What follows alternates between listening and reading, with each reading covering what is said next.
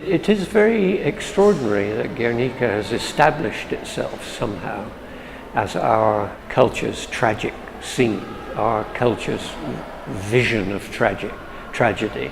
And so one of the things we thought was possible to do was to think of Guernica as our modern tragedy, think of it in terms of Aristotle's idea that it's necessary for our culture to have the spectacle of dreadful downfall, terror, pain, catastrophe, that somehow or other by looking at it and confronting it, it has a purgative, even a healing effect for those who look on. Este mundo que había conocido Picasso, este mundo de seguridad, este mundo donde todo se celebraba alrededor de una mesa camilla, de un bodegón, entra en una crisis profunda a partir de la segunda mitad de los años 20, una crisis que es personal y que es artística. Por un lado, el mundo, este siglo XX que es el suyo, es un mundo que él no reconoce, es el mundo de los fascismos,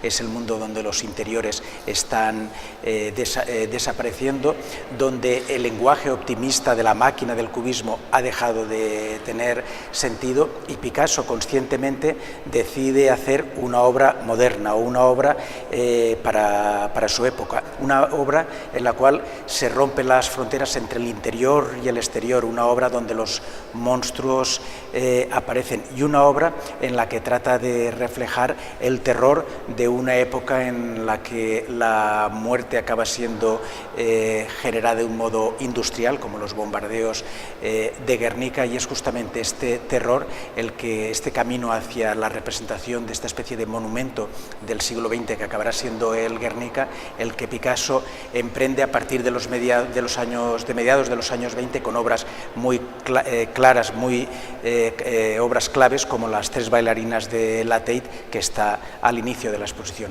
It seems that what the show is doing for the first time is try to trace this path quite concretely with picture after picture, drawing after drawing that played some role in him defining what the work is going to be.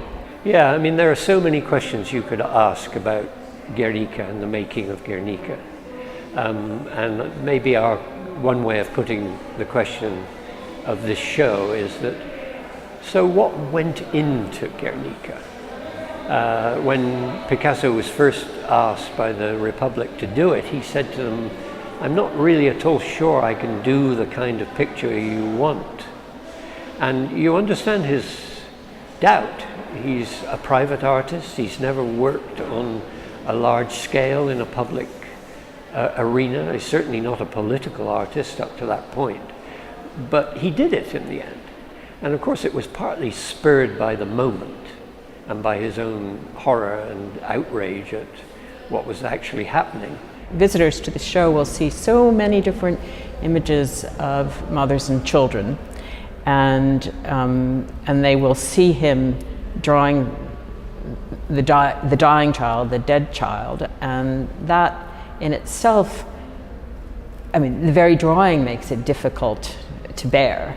And he does understand, and I think elicit from us our pity, but also our realization that this is how you kill a civilization. If you kill its children, you kill it. That's the end of it. That's the damage that is done.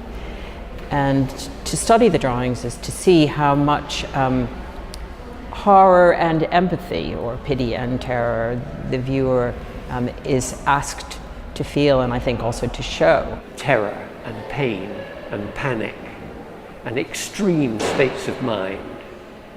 And all of that previous material, some of which had been very dangerous and rather horrible in many ways, all of that material was drawn on in the making of Guernica to a very different end, to a public end, to in the end to make something that was grand and compassionate and indeed political.